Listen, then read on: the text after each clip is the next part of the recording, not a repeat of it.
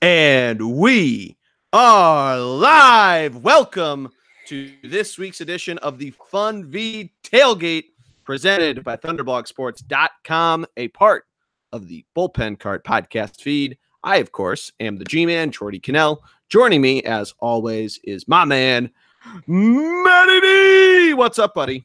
I mean, just still depressed, generally speaking. It was a tough weekend for us Eagles fans. So, still trying to come out of the mist, if you will. But fantasy-wise, dominating. And more importantly, college football-wise, huge college football weekend for the two of us. I was very pleased with that. Yeah, so if you are not picking up what Matt's putting down, both Michigan beat Michigan State, as you probably know at this point, and Ohio State lost to Purdue, falling down in the rankings. A huge weekend of upsets, but that was really a big results. But that was probably the biggest one of all, with Ohio State dropping 9 spots from number 2 to number 11 out of the top 10, Matt. Yeah, I know, it was wild. We'll take that, obviously. 100%. That was fantastic. Mm-hmm. Very excited about that. It was just a great day. It was a fun day. Saturday was a good day of college football. Good day in the NHL. Good day in the NBA. Yeah, fun day of watching sports. If you that's what you were doing, which had a little Saturday with the boys. It was a good time. I mean, it was a stunning defeat. I mean, we had talked the week before. I had no I would have bet everything that they were winning. So to me, that was just a stunning defeat. And more importantly, like, they got smoked. It wasn't even close. 49 or 42 points to Purdue. Yeah. By the way, Purdue's a Big Ten football team. No, so Purdue really just throttled them on there. And it looked like it was going to be one of those games where Ohio State didn't really show up to play and Purdue just kind of grinded it out. And then they really turned it on in the fourth quarter, where a grand total of 42 points were scored between both teams. And it covered the over, which yours truly had a bet on. But, 49-20 being the final score. Dwayne Haskins even throwing for nearly 500 yards and not winning. Yeah. I mean, I think a couple things to think on right away. Some things for Ohio State. They got exposed a little bit defensively. Mm-hmm. They've been just giving up big and bigger plays as the season's going on. And they can't afford to start a game slow. Night game on the road. So for them, it's definitely stunning, though, because we had pretty much picked them as a lock to at least go into the Michigan game, we were assuming, with that opportunity. They jump right into it. By the way, they played Nebraska next weekend. In this case, they have a week off to think about it, and then they're playing Michigan State as well. So once again, I think that they do have work to do. But really, to be honest, though, Nebraska, Michigan State, Maryland, that's their opponents between now and Michigan. So you'd expect them to come into Michigan with 1 loss. And I do have to tell you, if they come in with 1 loss, they're basically playing for a spot in the college football playoff, assuming Michigan can get over some humps. But basically elimination game. Right. It's still a big defeat for them, though, because there are some other teams that could jump up, and jump ahead of them. Texas, Oklahoma are 2 programs in the Big 12 that if you assume you're going to get SEC, Clemson, and Notre Dame, then the Big 10 could get shut out by the Big 12, because Texas and Oklahoma have looked good. And Oklahoma, if they went out, their only loss would be to Texas. So that's why it's important, too, for the football playoff. They could potentially drop them out because of something like this, a loss like this, Ohio State, against a lesser opponent. No, it's on the road. But we can get into resume comparing down the road. Other obviously, the big win for us was Michigan defeating Michigan State, holding them to 12 yards rushing, under 100 yards of total offense. Yeah, which was pretty insane. What do they only have, like 20 yards at halftime, Michigan State? Yeah, something like that. It was a complete defensive shutdown by the Wolverines. Mm-hmm. Yeah, and I mean, their slow start mantra fed into it as well. It was not a major lead for Michigan at halftime, and it looked like how well that they were dominating them defensively. It looked like offensively that they were going to have the shortcoming, but they end up pulling away. They end up winning the game. That's all that really matters. They move now into the top 5, which it's a really good look for them. And I think this is after this week, I think we get our first college football playoff ranking. Am I correct in thinking that?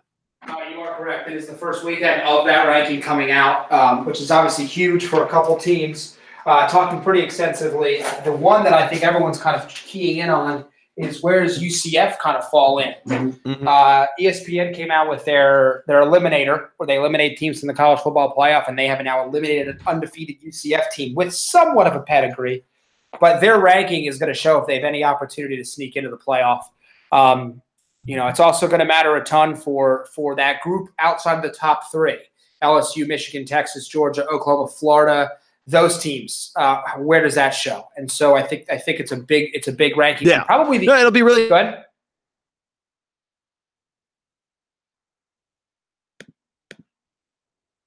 Jordy? And we come into the rankings and it's completely different. Hopefully, they're in the 5th year of in the committee meeting, and hopefully,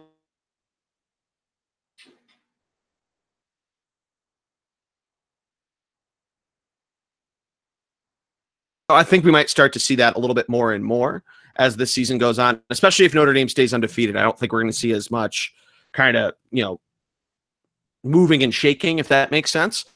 Yeah. But yeah, I think it's going to be this weekend because there are a lot of good matchups that are going to be that are on the slate. There are a couple.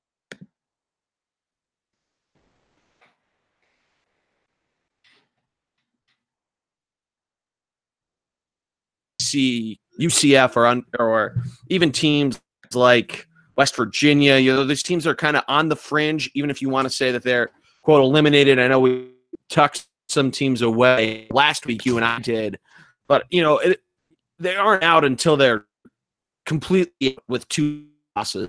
Interesting. Yeah. In the vote, obviously is going to have 2 losses this week. So let's see what they're thinking. Yeah, I mean, I think a couple teams also it's huge for the one. It's a whole conference. Where does Washington State end up after their big win over the weekend?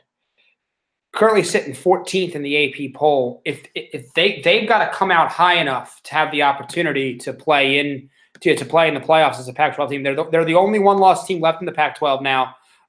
That sole loss it is to USC, which doesn't look nearly as strong now. They do go to Stanford this week, so they got to prove themselves, and they end with Washington. If they lose, we're probably talking about we're talking about the end of the Pac-12 in the playoff, and that's tough. So their ranking, and also look out for Kentucky and West Virginia. Let's see where they fall because both of them one-loss teams with some. Kentucky's got some good wins. West Virginia needs a couple wins, so they're interesting as well to see where they come out in the ranking.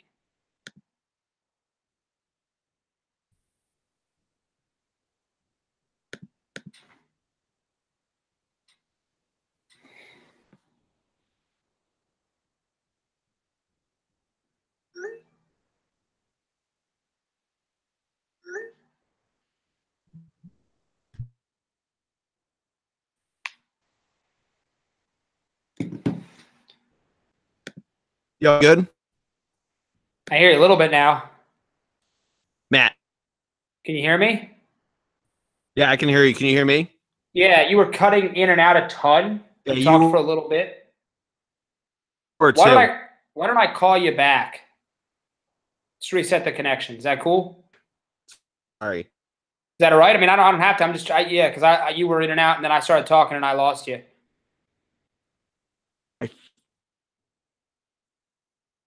Let's redo it. I'm giving you a call back. Hold up.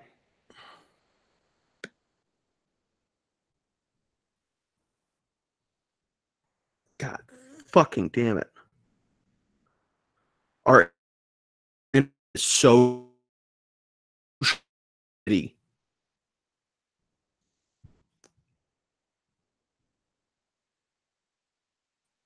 Can you hear me? Jordy? Joydy? Hey. Hey. Can you hear me? I can hear you. You're in and out. Yeah.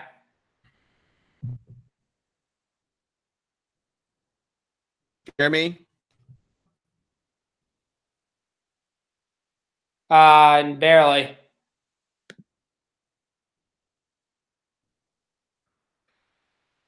Oh my.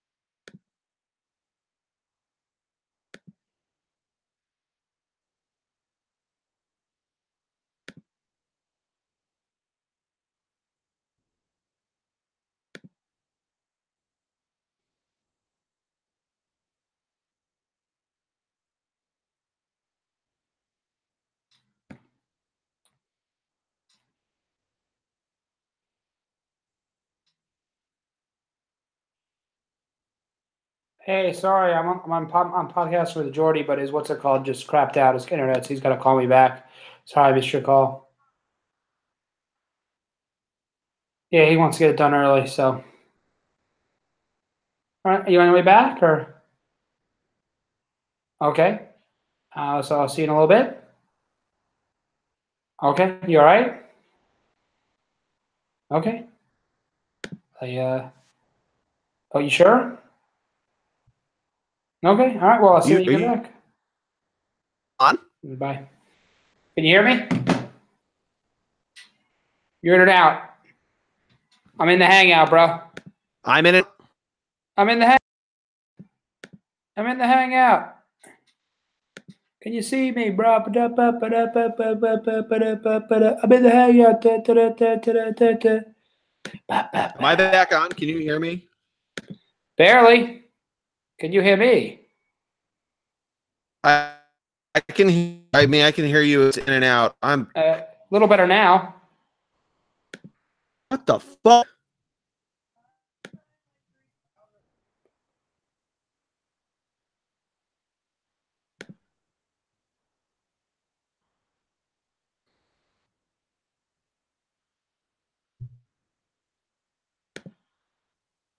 Hey, let me try to. All right. Oh god. I'm gonna exit the call. Go.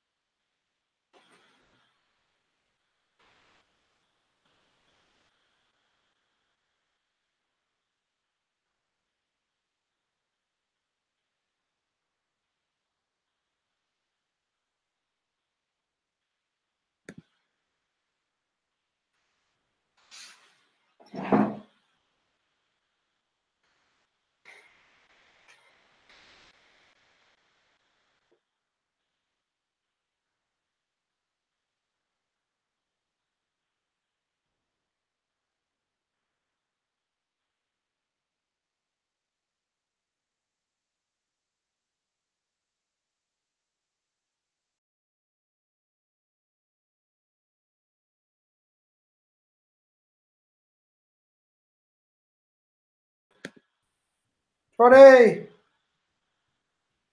Anything, G-Man? G, I'm going to hang up and call back in. Let's see what happens. Resetting. You're going in and out. Am I going in and out?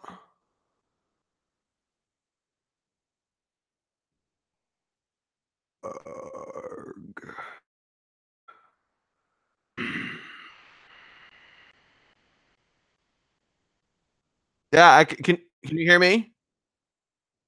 Fucking Christ. Jordy. J-Man. G-Dog.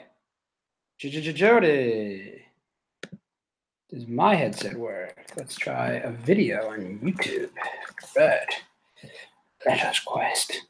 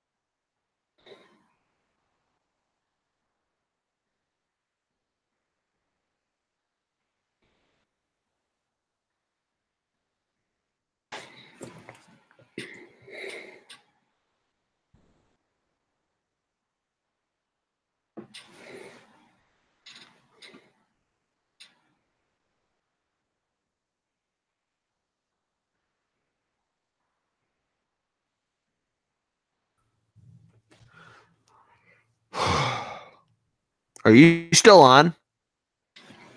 Yeah, I can hear you. Oh, you're not even in. Am I in and out, or you're my? You talk more. You're in and out. I don't know what the hell's going on. Yeah, I don't know if it's a Google Hangout. It could be a Google Hangouts thing. I don't know how much you can hear me here, so I'm just. Wi-Fi. It's never this bad though. Yeah, I was gonna say maybe something like just broke somewhere near you. Well, look, I unplugged and replugged it in. I mean, you're sounding fine now, like way better than at any point during it. That I agree with. Yeah, I mean, we could just try to get through the. We can just try to get through the what's it called? Can you hear me still? Are we good? Yeah, I can still hear you. Do I sound good? Yeah, you sound fine. I can hear every word you're saying. That's what's really important to me. Okay. We can just do college football playoff. Why don't we want to restart and do just college, and then we can do, and then I'll just do the locks. I'm still going to do the Funvee Tailgate blog, and then you can do the locks at some point. Sure, if you want to do that, let's give it a shot. Yeah, let's do that because I have to. Because Jared's picking me up in 40 minutes, so we can do like a half an hour of just talking about college. Let's just do like 6:30. We'll just do 25 minutes of college. 6:30. Knock it out. Well, that way we have an end time, so we're not. I don't want to I don't want him to show up at 6:35 and then you have to run out. And we'll get plenty in in that time, so I'm not concerned about that. Yeah, that's a good point. All right, cool. Yeah, let's do that then. All right, let's do it. You'll load us back in. Yeah. All right. Send it in, Jerome. All right, 3, 2, 1, and we are live. Welcome to this week's episode of the Funvee Tailgate, presented by ThunderblogSports.com, a part of the Bullpen Cart podcast feed. I, of course, am the G-Man, Jordy Cannell. Joining me, as always, is my man, Matty D. What's up, buddy? Well, still a little stung from this weekend. Sunday, if you will. But I don't want to harp on that because this is our college football time. Yes. And while Sunday may not have given me a lot of joy, Saturday, it gave me and you, my friend, quite a bit of joy. I think I want to start right there. You tell me what when I say joy, not even the win, what was the joy that was brought to us and what program gave us that joy? So there are two programs that gave us the joy. One was our Michigan Wolverines, who took care of little brother on their home turf. All their, despite, the cleats and all that shit, they still took care of business. Mm-hmm. The other, though, was Purdue. You've seen it by now, but they took out Ohio State, knocking them down, Matt, from number 2 to number 11. Out of the top 10. Go the Buckeyes. Well, I would agree. To me, it was the loss even more so than the win, which obviously was arguably more important than the loss because if Michigan wins out and they beat Ohio State, they're in the championship game, and you expect Ohio State not to make the playoff. But to see Ohio State get dismantled on national television on the road to a program, and nothing against the Boilermakers, but they're a basketball program, to the Boilermakers. Drew Brees tweeting about it. I was going to say, don't say that to Drew Brees. He tweeted about it. He was excited about his boys. 49 should be. Points. Be a good alum. 49 points. 49 points on a team that has multiple draft picks on its defense. Yep. Big time. Huge. But they only dropped to 11. And if you look at their remaining schedule, assuming there's no more slip-ups, they're not out of it by any means. No. Yeah. But it makes their showdown with Michigan in a couple weeks. Assuming Michigan can get by Penn State. I mean, that's a big if here, though. So I don't want to jump. Well, that's next week's pod. But Michigan's got to take care of business one more week, and then you'd assume they're going to get there. But Ohio State got exposed, man. Their defense gives up the big play. It was kind of crazy seeing that. And what's nuts about it is that it looked like this game that was going to be, number 2 offensively didn't show up, and they're down 21-6 going into the fourth quarter. Maybe they'll squeeze this one out. Maybe they'll lose by a couple points. And then Purdue hangs 28. Ohio State gets 14 of their own. They cover the over. Not a big deal. I had that. But, I mean, you hit the nail on the head. They got exposed left and right. Yeah. I mean, is this just Urban Meyer? Is this what he's going to be known for now? Can he go on the road in October and win? Yeah, I mean, it's a tough one for them. Last year was Iowa, now it's Purdue. Yeah. I just did not see this coming. Like, I cannot stress that. Which is great. Yeah. No point in time was ever like, all right, this is going to happen. We had talked about how it looked like the top 3 teams were pretty locked in, and now it's a whole new ball game. Tons of teams. That's a really good point. Life. Yeah. We should have expected something, though. You know what I mean? Yeah. We should have expected it. We never did, but we should have expected it. Something always comes up like this. And for Michigan. Last year was Clemson. Right. And by the way, there's still games in the schedule that can happen. We talk about Notre Dame's got some challenges. Alabama really, I know they're getting every first place vote, which they should, but they've got huge showdowns, in particular with arguably the biggest game of the season in 2 weeks against LSU at Death Valley. But they have a bye week this weekend, right? Which is good for Tua. But I want to make sure we stick to the Big Ten talk. So Michigan holds Michigan State to under 100 yards total offense, like 20 yards in the first quarter, 12 yards of rushing. So the defense is there. Yep. I think they have an underrated running game. Higgins like a top 10 back in college football. And Shea Patterson is starting to figure it out. Yep. So they're rolling, and they're going to get their next big test in 2 weeks. You know, they're going to Penn State. Not going to Penn State. They're playing Penn State at home. That's a big deal. They're playing Penn State. They take care of business there, and you're going to have a mighty showdown at the end of the year that's probably going to decide, assuming they win the Big Ten championship, which I think they will, going to decide a spot in the college football playoff. Yep. So both the teams are still on a crash course, but I don't want to just harp on them because that fourth spot right now is up for grabs. You know, it absolutely is. Yeah, and I think what we can get to. We want to talk LSU a little bit. Yeah, let's talk a little Tiger action because they had a nice win on Saturday night over Mississippi State.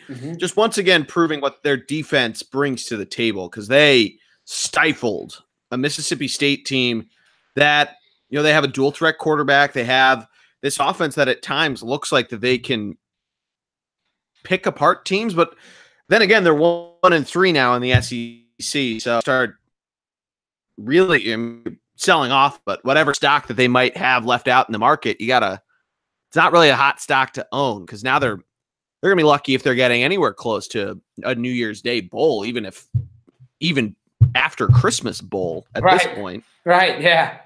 No, I agree there. I agree with you there 100%.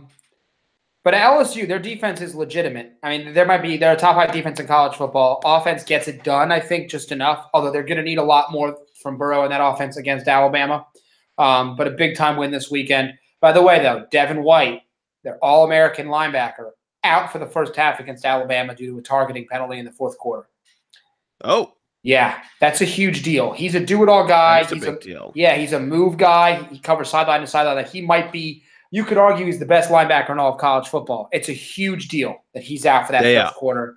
One of the things I don't love about the targeting rule, I understand player safety is important, but that's a tough one there for me to swallow. We didn't touch on is Oklahoma returned to play, and they did video game stuff again with that offense. They hammered TCU 52-27, which – That's a Gary Patterson defense. I know they've fallen off the wagon a little bit this year, but that's amazing to me.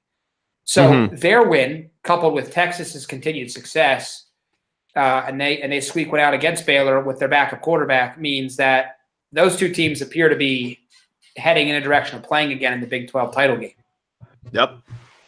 And I think wouldn't sleep though on what's his face on the backup quarterback from Texas because he was like the next big thing before Ellinger came in and I mean, Texas, I think, really has a good shot of really being back. And I think they have a legitimate shot, especially if they and Oklahoma make it as one loss teams in the Big 12 championship of being a New Year's Six bowl. Yeah. Well, this is going to be it. So here's Texas's schedule. They are a night game at a good Oklahoma State at Oklahoma State. That's tough. Ooh, that is tough. If they get by that, they go right into a game against West Virginia at home. West Virginia obviously coming off a surprising loss, but they're still a good program. And then they go and they have to play at Texas Tech the next game. And so this is a 3 weeks here. They lose one here, they're out. They're going to have to win out. But the defense is really good, and the offense, even with Shane Buechel, their backup quarterback, that's the guy we're speaking on, they should be good enough to get it done. But it's going to be a test for them. Like, this is going to come down to these couple games for them. West Virginia's not out of it either, by the way. But we talked about their backloaded schedule hurting them in this case. They're still going to play Oklahoma to end the year as well. So West Virginia beats Texas. West Virginia's in the mix. They just got to get through Oklahoma. I wouldn't sleep on West Virginia. I mean, it's funny how the Big 12 added their championship game and they're still backloading their regular season schedule. Yeah. But I wouldn't sleep on them at all. Which I think hurts them a lot, by the way. Quite a bit. Oh, it absolutely does. Yeah. It absolutely does. Because now one of those teams loses. Obviously, they all have one loss anyway. So if they lose again, 2 losses basically seals your fate in being out. Unless there's some sort of crazy 2007 like madness in the last couple weeks of the season. But Yeah, I think it's almost a statement enough win, assuming you beat Texas, you beat Oklahoma, and then you beat one of them again to almost give you a real, did these guys get snubbed if they don't get put into the college football playoff? And so really I think if you're the Big 12 commissioner, you're happy. Because even though you've got 3 one-loss teams ranked in the top 15, all 3 have the opportunity to play their way into the playoff. Exactly. Assuming, and here's the hard part, you got to match up losses now. So this is when you start to get nitty-gritty. So Michigan, if they win out, their only loss is to Notre Dame. They're probably in, even if somebody else is a one-loss team. Texas lost to Maryland. Ohio State lost to Purdue. West Virginia lost to Iowa State. So if I'm comparing one-loss resumes there, Oklahoma all of a sudden is driving up my list because they lost to Texas. So this is where you start to see, this is where your loss does matter. And can I present another team? Go ahead. And if we're comparing losses, Villanova. They beat Temple. Temple beat Maryland. Maryland beat Texas. Texas beat Oklahoma. Should Nova be in the mix? You kill me. But I think big win for the Owls, by the way, this past weekend. I know. Cincinnati taking them out of the undefeated realm. I just think that's something you got to think on here, and this is why the rankings, the college football playoff rankings, come out after this week. You're going to learn a lot about where they feel teams should be. You'd assume you are tinfoil hat Jordy next week. You assume they are, the top 3. And I would assume LSU will slot in at 4. I think they deserve to be the 4th team, but they're going to play Alabama the next week. Then you're going to see 5 through 10 is going to mean a ton who gets slotted in there. We haven't talked about Florida. They definitely have a chance. Georgia absolutely can bounce back here. Kentucky, and they play each other this weekend. So that's one of those. I wouldn't be surprised. I don't think either would be in the top 4 in the first college football playoff rankings, but I wouldn't be surprised to see the winner of that game as 5 or 6. I could see them 6. I think they'll jump Texas. Let's assume we're going to use the AP as our baseline. I think they slot Michigan 5th, and I think they put that winner of that game at 6th, and they drop Texas and Oklahoma right up against each other. 7. By the way, the other team, you cannot forget about this team. It's the Kentucky Wildcats. One loss. That's a very good point. Texas A&M. And by the way, Texas A&M actually still has a road to the college football playoff. LSU beats Alabama. They beat LSU to end the year. They go and win the title game. They might be in. But we're looking too far ahead. That's also, you got to assume that there's some teams, other teams that have 2 losses. I guess if they're an 2-loss SEC champion, they might throw them in. That might factor in, right? Now, here it is for Kentucky. Committee's so afraid of 2 losses, though. Last year proved that. Yeah. Kentucky plays Georgia in 2 weeks. They play the same weekend, LSU, Alabama. Another huge matchup is going on. Kentucky can figure out a way to beat Georgia. Well, right. No, but I'm talking SEC. So assuming Kentucky and Thunder Cup too. That's true. But assuming Kentucky can beat Georgia, all of a sudden they're knocking on the door. So you can't forget about them. I just say, those are some teams that are kind of idle. They probably aren't going to be in. By the way, the other team no one's talking about let's talk about Iowa. Yeah, that's actually a really good point. Iowa's still hanging out. Yep. Now they're on their way to Penn State this week. It's going to be a tough game, but they win there. All of a sudden they're in position because they're probably then going to win their division and go to the championship game. Not saying they're going to win there, but they've got a shot. So they're definitely involved as well. You have to assume Wisconsin loses another game or Northwestern loses. Well, they're going to play Northwestern, but you have to have Wisconsin losing another Big Ten game. Well, I'm just saying. I think that you can't forget there. So this is a big game. Oh no, I agree with you. Wisconsin is the tiebreaker, so you would need Iowa to get some sort of break and Wisconsin to really fall apart. Wait. Time out. No. Iowa only has 1 loss in the Big Ten. Yeah, to Wisconsin, right? You're correct. I'm sorry. Yeah, so Wisconsin has the tiebreaker. My fault. We need Wisconsin to lose another game. Yeah, you're right. But they're still technically in it if Wisconsin can trip up. I don't think they will. No. Do you think Wisconsin, if there is some sort of because they have 2 losses, they really have to get some help? But if there is an opportunity for a 2-loss team to get in there, and Wisconsin beats the Michigan-Ohio State winner convincingly, do you think they have a legitimate shot? I know this is way looking down the line, but right now, what's your gut telling you? I think they're out. They're out. I don't think it's going to be enough. I think there's too many. First of all, there's too many. Going to be too many one-loss SEC potential teams. Notre Dame is the big thing too. Notre Dame being undefeated, assuming they go that way, it's going to be impossible for somebody to jump them as a 2-loss team. You're assuming Clemson. Clemson's pretty much out of challengers at this point, it would appear. So Clemson, Alabama. Let's say Clemson, SEC, Notre Dame, and you'd assume it's going to be Big 10 or Big 12 filling that 4th spot. So I don't think there's any way for a 2-loss Wisconsin to get in, mostly because I think there's going to be a 1-loss Big 12 team there, and I'm probably going to be Oklahoma. Yeah. Makes it tough. That's a really good point. But I think, by the way, do you think there's a point? Good. No, you make your point first, then I'll ask you my question. No, I was going to say the only other team to watch. Only team to watch is Washington State. Very good point. Yeah, they're the only 1-loss Pac-12 team left. I honestly, I don't think they control their own destiny, though. No. They need a lot of help. Yeah, if they win, even if they win out. By the way, they play Stanford at Stanford this week. That should be a good game. 7 p.m. You can catch that. They play Washington at the end of the year, so they might not even be a 1-loss team, but I don't even think as a 1-loss Pac-12 champion. I just think that the Big 10 and the Big 12 are gonna take that 4th spot from Washington State.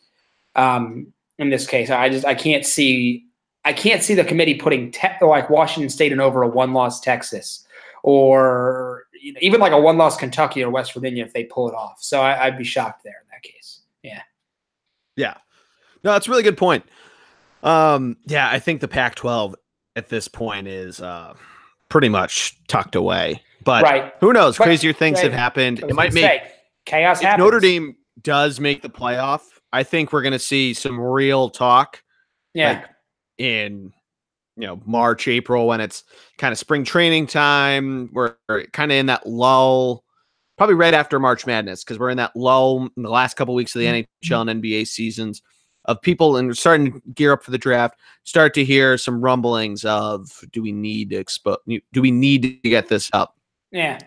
I don't know. There isn't really a good time for college football to like strike the iron while it's hot, because really you just keep rolling once college football playoff happens. Yeah, with you there. Regardless. Well, I was gonna say, we looking ahead at this week, or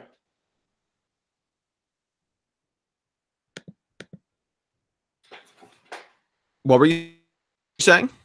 By the way, are we looking ahead at this week? I was gonna say, like the games, week 9, college football, week 9. Yeah. Well, SEC's dominating this week again. Week 9 is gonna be big. Yeah, Florida, Georgia. We talked about that already. That's really, to me, I think that's the biggest. I think it's the biggest game of the weekend, Florida, Georgia, because one of them is going to get eliminated right here with a loss. I'm leaning Georgia winning there. I think they're a better team than Florida, but you never know. No, you don't. You don't. I mean, I would have thought the same thing. But Florida, they show up, man, in these big games. They did against LSU. Their defense is for real as well. Clemson faces a rejuvenated, to an extent, Florida State team, which to me is really their last test. After this, they've got Louisville, Boston College, Duke, South Carolina. Not that I think any of those teams are bad. They've been ranked a couple times, but I think this is the last real test on the road. Although Boston College could surprise. They're going to go play at Boston College, a little colder up there than it is in Florida, than it is down in South Carolina. But this might be the last chance for to Clemson to lose a game. Yeah. I probably agree with that. I wouldn't sleep on Duke, but it's at Clemson, so that's what I'm thinking. To really, Other than that, I mean, I think we talked about a couple other games. We've mentioned Texas, Oklahoma State. That's a huge game for Texas there. It's not. I wouldn't say it's the fullest slate this week. I think we're thinking a lot of big games. Iowa, Penn State's a fun game to watch, although we don't think either team really has a shot anymore. But it could be a fun game to watch, and just in terms of looking at players there and seeing how that goes. And can Penn State gear up for Michigan next weekend, or is Iowa a tune-up for them? No, obviously. Hawkeyes are one of the best coached teams in the nation. Yeah. No, that's a really good point, because I think that's something where Penn State loves to play Michigan. They consider it to be, I don't think their biggest rival, but they consider it a rivalry. They're pretty close. They hate Michigan. So you have to wonder, are they going to think ahead, and are they going to overlook this Iowa team that features a very well coached team and one of the better quarterbacks in the country, Nate Stanley. So, we'll see. But I don't know. It's still going to be a lot of fun. A lot of these games, too, even if they aren't featuring a matchup between ranked opponents, Wisconsin at Northwestern, that's a tough game. I mean, Northwestern not having the greatest season in terms of overall record, but they are technically leading their division right now. Yeah. Syracuse, NC State, that's going to be a really good game. Why is it showing the weather in the Carrier Dome? It's a dome. I'm on ESPN and think that's weird. Maybe the dome breaks. I know Navy's not having the greatest year, but I wouldn't game between Navy and Notre Dame. I think Notre Dame gets it done, but a 24-point line against a Navy team that can be crafty, I think is definitely something to keep an eye out on. And it's in San Diego, so kind of a wacky. Yeah, it's a good point. We're going to go out this way, do it for the troops, all that sort of stuff. I don't know. That something's sticking out to me about that doesn't smell totally right. Also, we've seen Notre Dame play out of the I think Notre Dame's going to lose. Well, we've seen them play out of the competition a number of times. So that's a big deal. I mean, they haven't necessarily always been at the top of their game. And so, I don't think that's a bad idea to think that at all. So we'll see with that one. No, I agree. I mean, Notre Dame, once again, they haven't been dominating every opponent like you'd expect them to. So every game to me is going to be a tight game for them in that regard. Yeah. This question, I was going to ask it before. Is there a point where like a magic number comes into play of Notre Dame just saying, like the committee basically saying, all right, Notre Dame, like you're 11-0.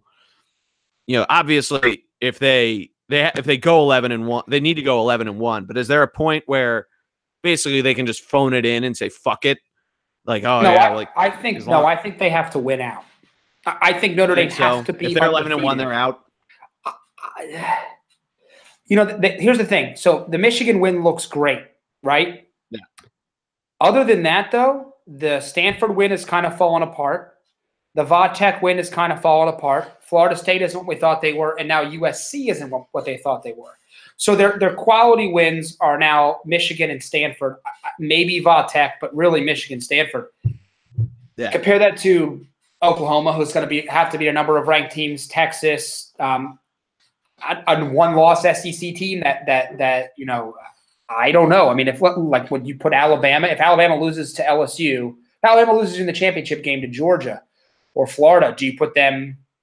Do you put them over a one-loss Notre Dame team? You might have to. They're going to have to beat. They're going to, So I don't know. I think they lose a game here, and particularly because if they're going to lose to a program that's not ranked. Yeah. So no, I don't know if their resume is strong enough if they lose a game.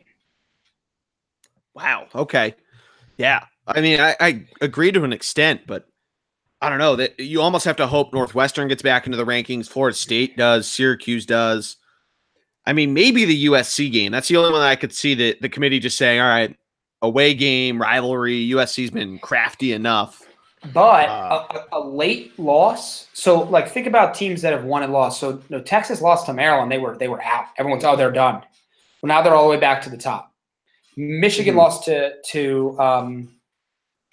Notre Dame. Well, their playoff chances are shot. Well, they're back in the top 10. So an early loss doesn't hurt you like a late loss. A late loss, they look at that. They see that. They can't overlook that Notre Dame dropped the game to USC in the last weekend. Now they have one loss. And they don't have a championship game to prove themselves again. Sure. Because everybody else is good. Like Alabama is going to get a quality win. Michigan or these teams are going to play in a championship game. They're going to get a quality win, and that's really what matters. So tell you what, I don't know.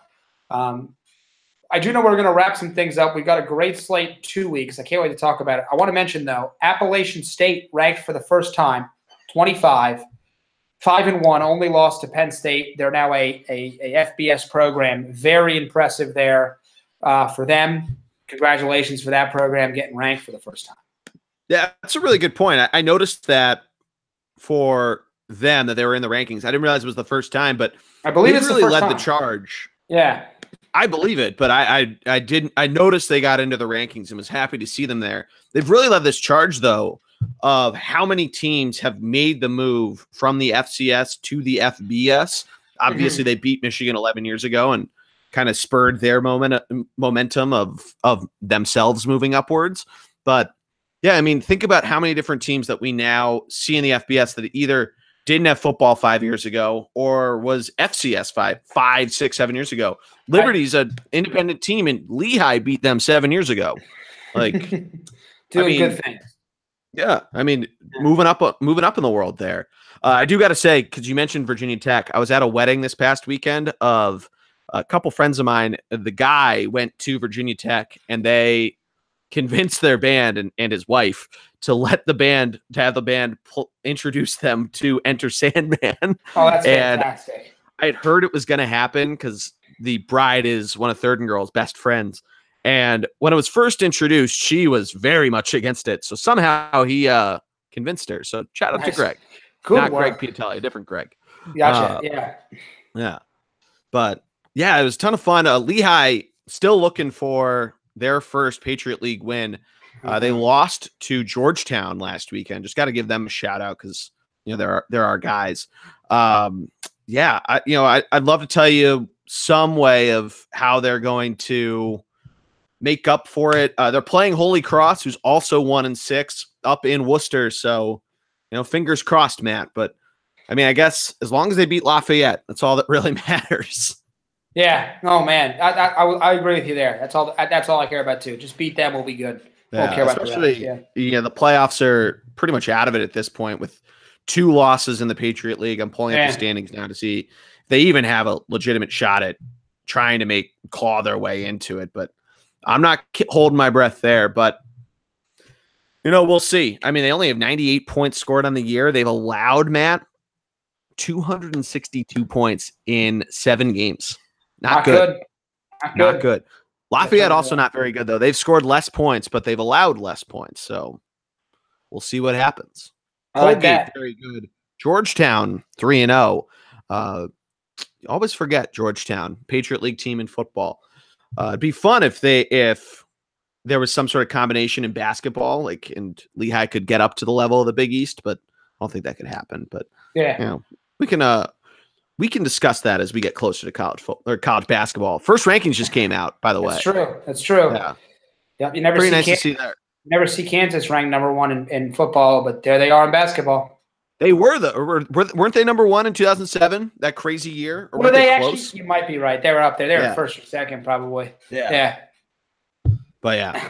All right. I think that's going to do it for us, Matt. I appreciate it as always. Kind of just a housekeeping note, because I ended up having a playoff hockey game tonight. We were the 8th seed and upset the 1 seed last night. So we're now in the semifinals. We're not expecting to be there, but my time is a little cut short. So I appreciate Matt taking the time to hop on for about 30 minutes. We appreciate you guys checking out this express edition.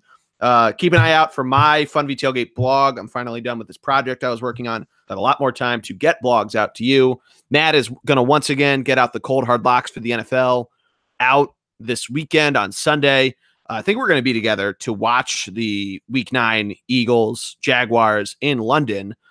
So hopefully we can get some action there. If you're going to be listening to this on Thursday morning, but go check out our Instagram story. Greg Piatelli is in charge of it on Wednesday night during Game 2 of the World Series. He's going to it, so go check out how awesome that was.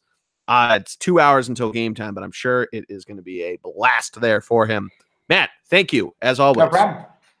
All right, that's going to do it for us. For my man, Matty D, I am the G-Man for the Funvee Tailgate. Have a good weekend, everybody, and go Birds!